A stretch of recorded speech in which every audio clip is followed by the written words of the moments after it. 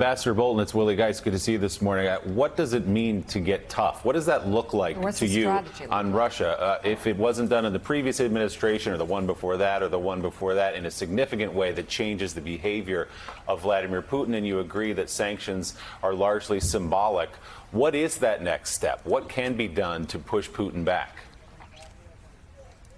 Well, I think there are a range of things, and I think President Biden has a chance at the summit on June 16 to make that point. The first thing I would say to the Russians is that their desire to basically extend the New START strategic arms control agreement isn't going anywhere. I think this is something, this agreement, when it was made in 2010, was inadequate for America's purposes then. It has gotten worse with age, and I think junking it and beginning to start over would be something to look at.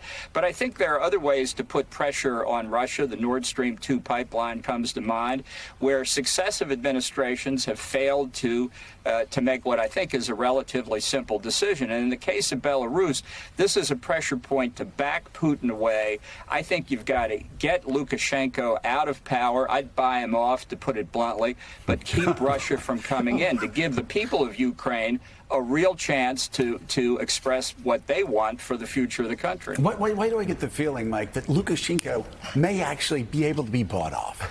It's all about leverage. You know, some people you can't buy off, but for those that you can, I don't know the guy, okay, but I don't know whether you could buy him off. I strongly suspect you could rent him for a while. I think you could. Ambassador Bolton, we're less than 2 weeks away, or about 2 weeks away from the first meeting between President Biden and Premier and Chairman Putin.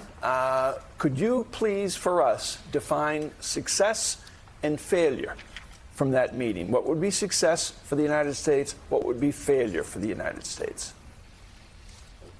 Well, I don't expect success. As I say, the New START to me is the central strategic issue between the two countries. Biden's position on that is just basically wrong. So that's already a mark of failure there.